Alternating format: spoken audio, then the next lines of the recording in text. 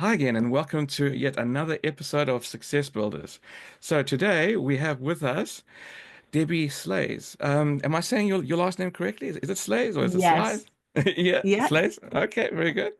Um, and tell us a bit about where you're from, Debbie. Well, I live in Ontario, Canada, and I'm a mom of four adult children.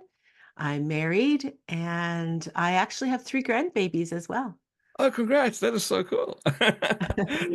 And your surname is quite unusual. What sort of heritage does that stem from? Well, it's my husband's name, but it's Dutch. So you pronounced it actually because your background is South Africa. So Yes. actually you pronounced it more Dutch than the Canadians do. So kind of slice is kind of sluis is Dutch, but here in Canada they say sluice. Oh, okay. Yeah, yeah. No, in South African, oh well, being from South Africa, it reads slaves to me. Right, exactly. Is that right?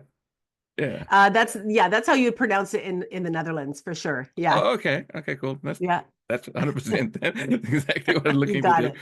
it. Cool. And so I'm tuning in from New Zealand, so we are worlds apart at the moment, but technology connects us, so that's great.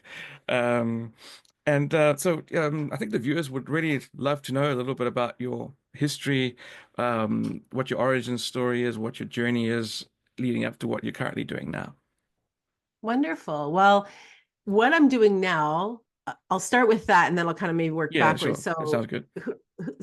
I'm in my encore career, and that is really something that people joke with me. They'll say, Deb, why don't you just relax? Why don't you just retire? Like, what do you? And I'm like, this is what relaxing looks like to me. This is what retirement is. And I just love that I get to make an impact. And I get to do that using vision boards.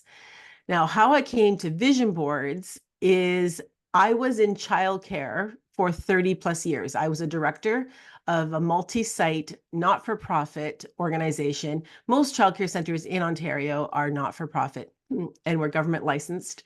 And I actually started in my childcare right when I got married. I walked up to the door and I asked for a job and they gave me a summertime job. One of the worst. I was in the basement anyways, the supervisor quit within 2 months. So I was the youngest and newest employee, and they hired me on as a supervisor. So I really grew on the job.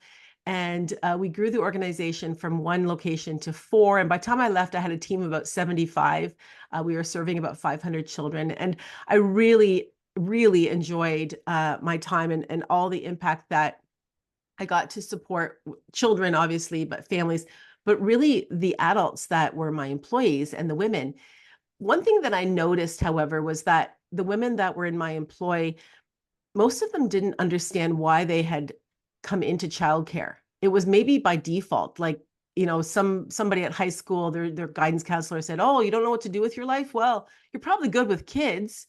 Well, that's a really bad idea to come into childcare, which can be very stressful, working Yes. with little ones. And if you're just going to default into it as kind of like, well, that's the thing that's left over and left. And I mean, that sounds harsh, but in some cases, that was really the situation. And so I did a lot of coaching within my job and my occupation, although it wasn't one of the job descriptions. But in some cases, I would coach people out so that they would find what they really were passionate about. And in other cases, I would support people to rediscover or discover what it would be that they would love working with children. And so I really love the adult education, the coaching aspect to my job.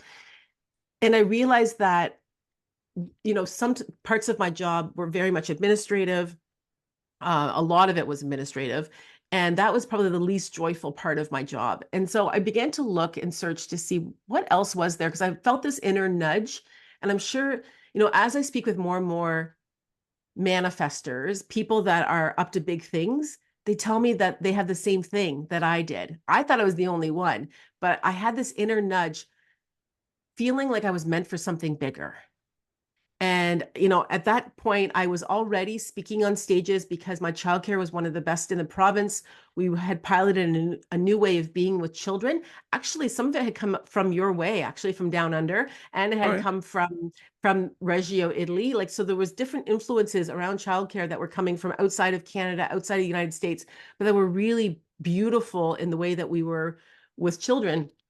And so I knew that, I had the ability to speak in front of large crowds. I knew that I had the ability to do workshops. And so taking all of that, I discovered vision boards. And the person that I ran across online, his name is Jack Canfield. He's Chicken Soup for the Soul. Oh yeah, Maybe you've yeah, I've heard heard of that. this, Yeah, the success principles. Yeah, he was in the yeah, movie The that's Secret. beautiful. Yes, Yeah. I know And that so as well. he's Yeah. like the godfather of vision boards. And so I discovered him, and I started to research vision, and then vision boards came up, and I hadn't ever done a vision board. So this is going back 7 years ago. I'd never done a vision board before, although I always surrounded myself with inspiring images. I had quotes all over the place. So even though I wasn't consciously doing it, it definitely was part of my life. And I built a studio actually with my husband. My husband did the building. I just did the directing. And we we built a beautiful boutique studio. My husband owned a building supply company, and on the Okay. second floor of the warehouse, we carved out this beautiful space that was just for vision boards. It was like a very feminine, gorgeous little playroom with magazines and markers and glue and Oh, scissors and lovely. everything that you would. Oh, it was like a grown up like studio. It was a gorgeous studio. Um, and so I began to do workshops there and opened my doors in 2018.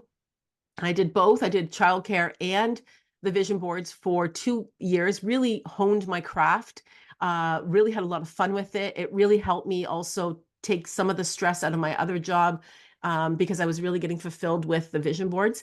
And then somebody that I was at, a conference I was at, I was also speaking there, and the other speaker said, "What's the price you're paying for not following your dream?" Oh, yes, Isn't that that's deep. good? Yeah, that's very deep. Yeah. And then she followed up with the question that really nailed it for me, that said, "What's the price those around you are paying for you not following your dream?" And I thought about my brand new baby grandson that had just been born. He's 5 now.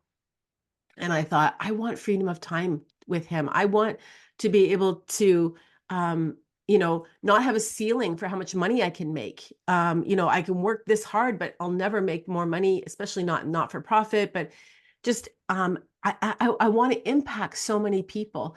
So I gave my notice, my board of directors, in January 2020. Unbeknownst to me and the rest of the world was going to shut down due to a pandemic. And Yes. so, in the middle of my 6 months' notice, I had a heart attack, not really, but a panic attack, thinking, I can't do workshops in my studio. What am I going to do?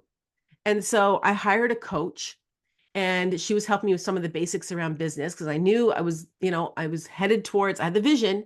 I was going to head towards having this be my sole career. But I also, I couldn't do it the way that I've been doing it for the last 2 years. And so I created a workshop, and I'll show you. This is my current word for the year, which is ease. Oh, And I love to that's a word say, that we all could use right now. Yeah. yes. So money flows to me with ease from multiple sources on a continual basis. So that's Beautiful. my affirmation. Yeah. I got So that that's from like a Bob Proctor. mini vision board, right? It is, yes. So it's a mini vision board. It's based around a single word. So I did a workshop as part of my final project with that coach, and she challenged us to do it online. And I wouldn't even, I hardly pick up the phone anymore. I'm like, let's Zoom. Like, I didn't even know what Zoom really was. Yes, right. And are you the same? Yeah, well, I use it a little bit, but not as much as when we went into the global pandemic. Then, like, Yeah. most people would be with the phone and stuff like that. But now I just have my calendar with Calendly. I just give people the link. They just book a Zoom call with me. That's just the way it's done now. Yeah. So the world's changed. It's great. I know, and it was wild. And so what happened was, with that little workshop, I had 65 people registered. Now, mind you, this was the height of COVID, but still. And I created 10 paying clients from that. And I was like, oh, wow, this is incredible. So I can do vision boards online. And so then I joined another high ticket program. And in that program, I met people from the UK, from Ireland, from the United States, all over the world. And what these coaches who were like 10, 20 years into coaching were telling me is like, Deb, you have something so special. No one is doing vision boards in the world like you are. In fact, this is so great. Every coach talks about visioning, every coach talks about vision boards, but very few of us know how to do this. can we use what you're doing? And I was like, I guess, like, I don't know, just give me credit. And so I felt this nudge again, the one that I had when I started my company, that I was meant for something bigger. And I felt this inner nudge to say, you need to stretch again. And so that's when I created my academy.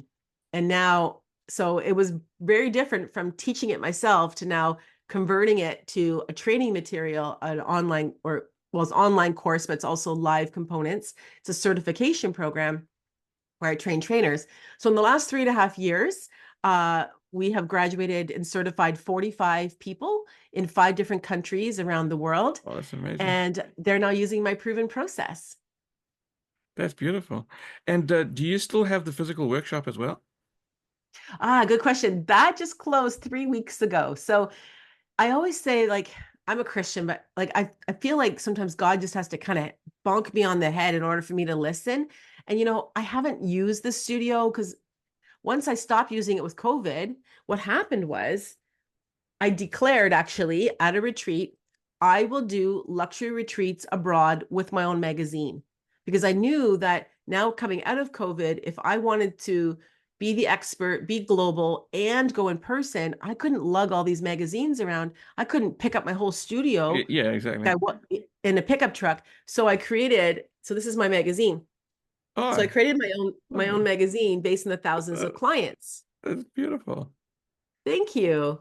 Yeah, so Wow. these are images that are based on the clients that I've worked with that are most often requested.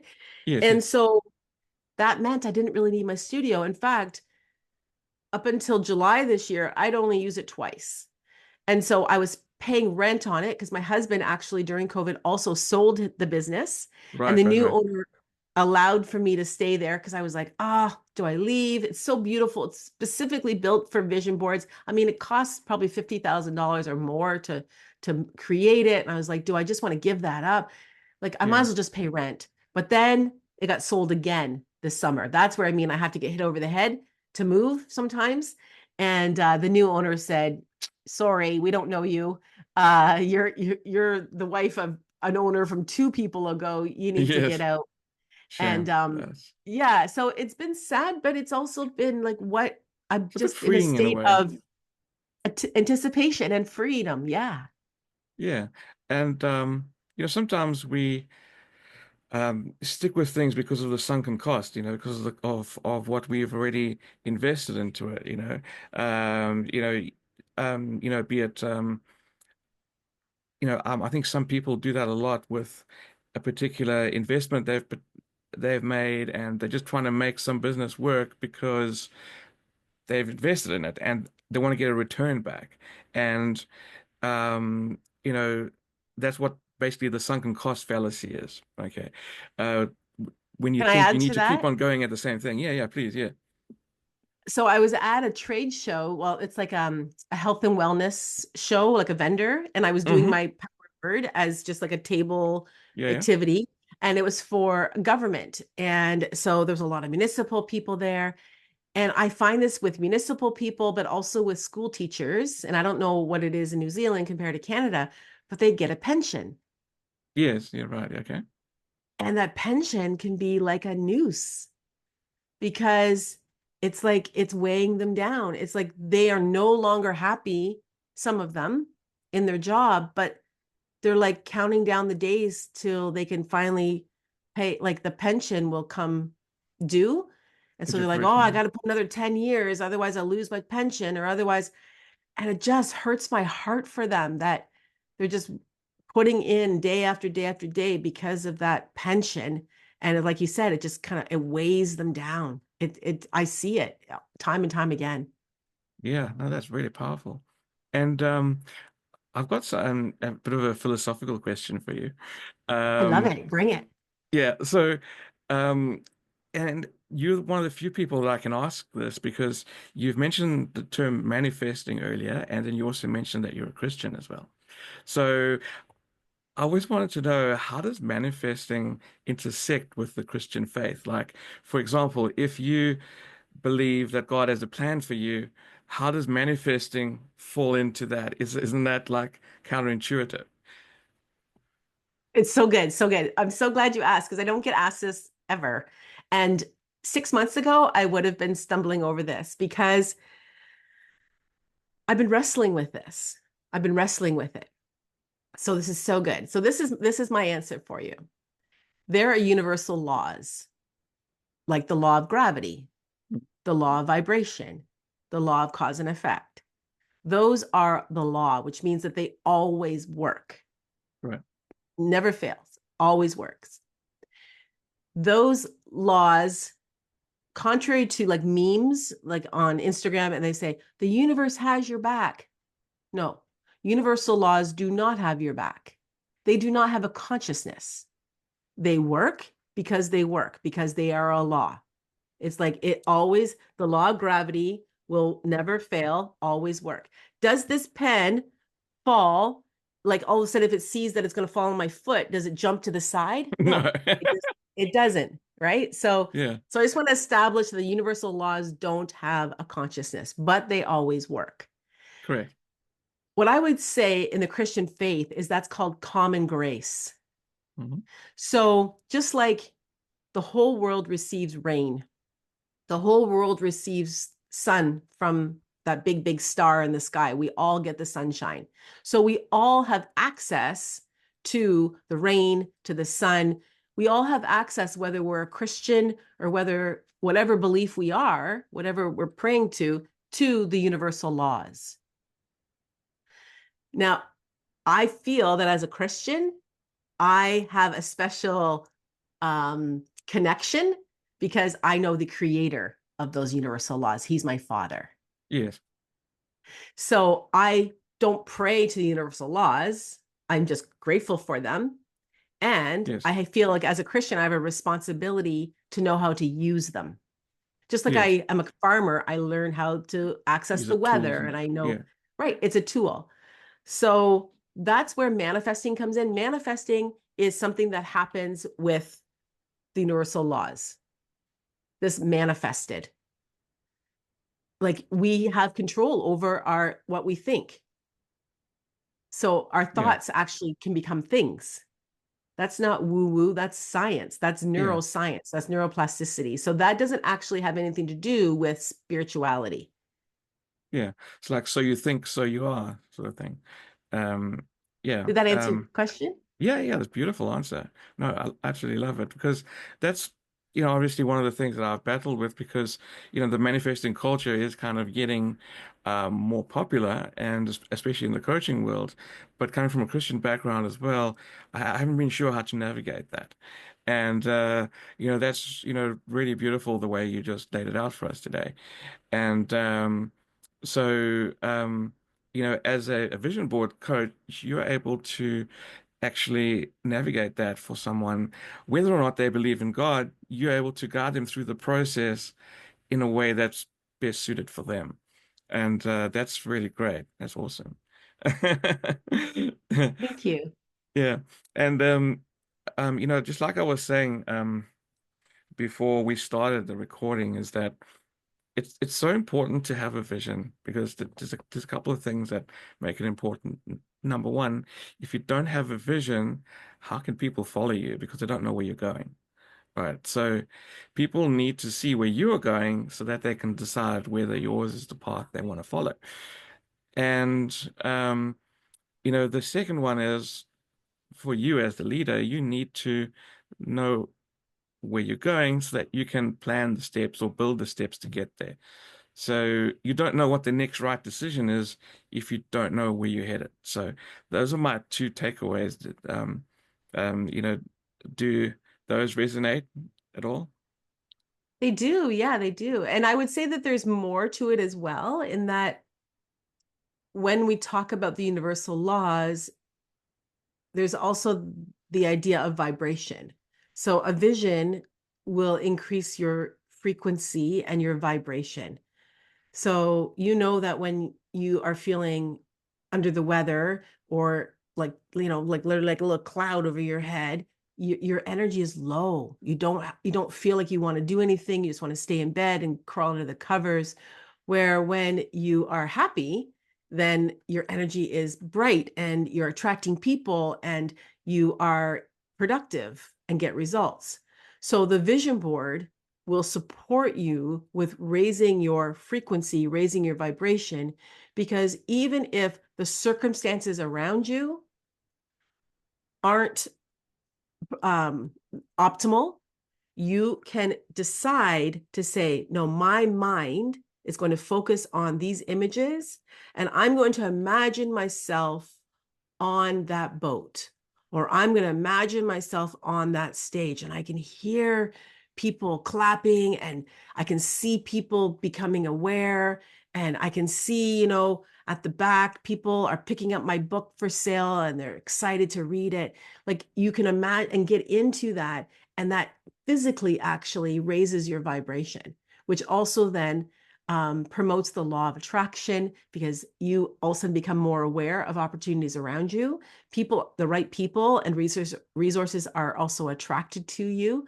So that's a really big component of the vision board, is that it supports your overall being and who you get to be, and that you continue to stay in the frequency of the highest version of yourself. Right, right. Oh, that sounds beautiful. Thank you for the explanation. And so if someone wanted to um, do the vision board process with you, how does it typically work? Is it like, do you only have workshops in certain times of the month, or is it just done via appointment, and how long are the workshops? So just give us sort of like a bit of an idea of what it looks like. Sure.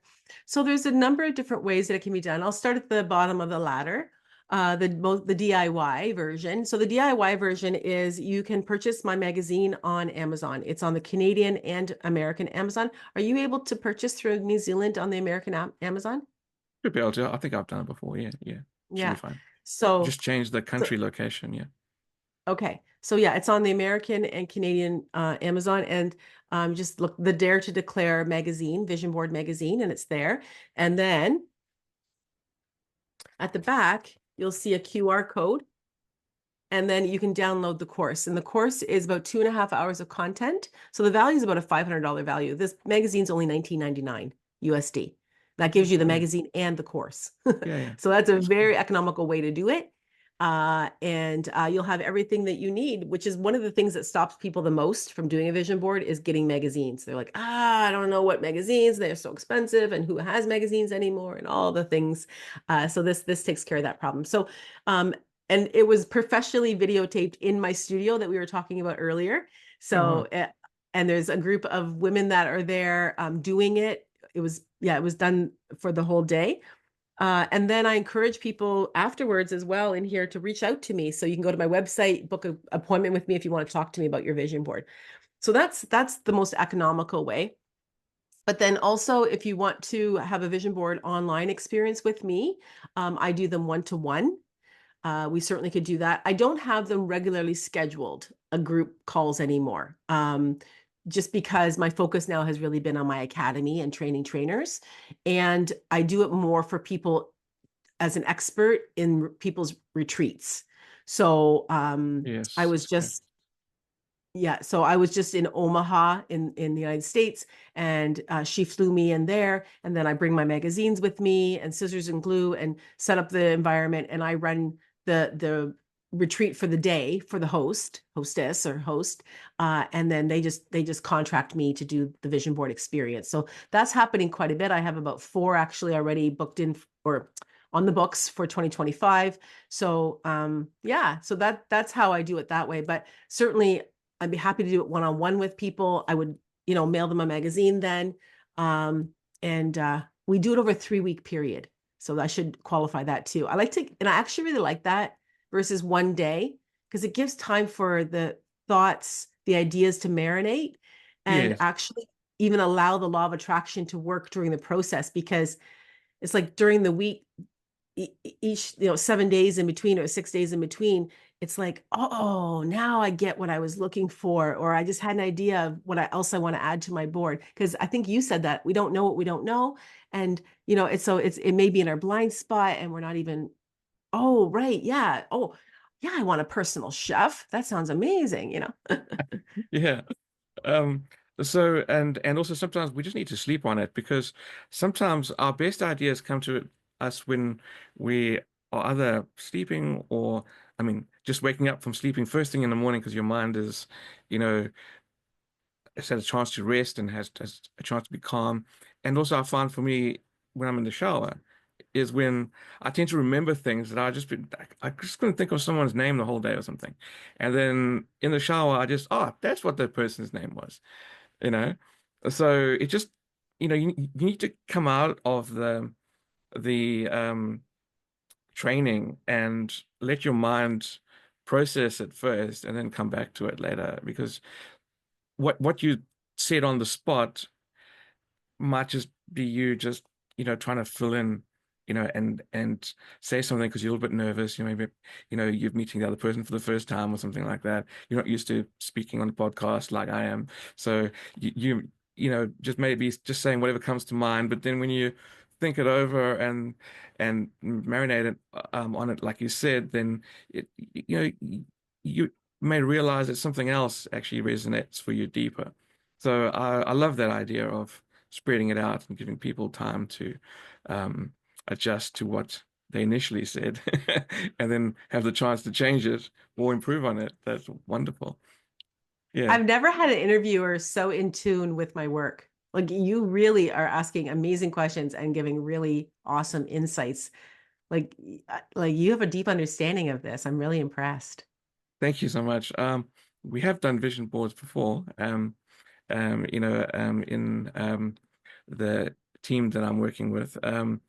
So yeah, I think look, it's not just about that. I mean, I'm no vision board expert. I've only done it once or twice, but the thing is, um, you need to be able to, um, you know, have an empathetic mindset when speaking with somebody else. You kind of like almost need to put yourself in their shoes to understand what questions to ask. And that's something that you have to build up over time. And I'm not always good at that. Sometimes I have bad days. But I do try my best to put myself into your shoes. And the whole time I was actually visualizing myself standing up in front of a class and creating a vision board with them to try and put myself into your shoes to try and figure out what questions I can ask you. So that's kind of like my own personal process. That's amazing. That's awesome. And yeah, the nighttime thing is so important. People ask me, well, when should I focus on my vision board? So when it's complete, and that's the time. So before you go to bed, have it in a spot. So don't put in your work office if you don't ever go in there at nighttime. So make sure that you have it so that you can visualize. I like to stack habits. I brush my teeth at least twice a day. So first thing in the morning, very good. I also get my best ideas in the shower. So that's why I was smiling so much when you said that. And then right before I go to bed. So take time, focus on each image. Imagine yourself, like you said, right in the image so that you can feel yourself there. And then allow your mind and your brain to do the work while you're sleeping. And you may have discovered this yourself, like oftentimes middle of the night, you wake up with an idea, or in the first thing in the morning, you have clarity. That's right. Oh, another good one is going for a long drive, like a 2 hour drive, 3 hour drive, that sort of thing. You can't do anything else. Your mind has to start ticking over and processing things. And you're not distracted with devices or doing things well, you shouldn't be while you're driving, anyhow. So that's another good one. And also gardening. I find gardening, working in the garden, cleaning the swimming pool, things like that also help just to stimulate thought and formulate ideas. So it's going to be something as simple as that. You can take off your shoes and practice grounding as well. So Excellent. that's Yeah. cool. So this has been a wonderful interview, and it's really been heartfelt, and I've loved hearing about this. Um, do you have any final words that you would like to leave with the viewers? Well, a great place to begin if you've never done a vision board before is like you think, oh, I don't even know where to start. A practice of gratitude is a wonderful way to begin. So versus just trying to be, I'm putting in air quotes, positive or happy, but to feel gratitude. And the way a visionary feels gratitude is on a Sunday. So, yesterday or even tonight, as or today, as you're listening to this, looking into the rest of this week to think to yourself, what am I grateful for that has not yet even occurred? What am I grateful for that is coming up? That, you've got the best laid plans, you're going to talk to these people, but that it has the best outcome and that you feel gratitude for that. So that it's not simply present or past, but that it's future visionary gratitude. That's radical. Oh, that is actually. I mean, I've only ever thought about and I've learned how to be grateful and to celebrate my wins of the day. So like at nighttime, I look back and reflect on my greatest wins for the day. But I've never thought about reflecting on future wins based on a future event and that turning out well. That's actually really cool. I must try that. Thank you. That's huge value. That's massive. That's absolutely Awesome. massive. Thank you. And You're thank welcome. you everyone for tuning in again for another episode of Success Builders. And thanks to Debbie to being for being here with us today. And remember to always dream big and build bigger. See you next time. Bye. Bye for now.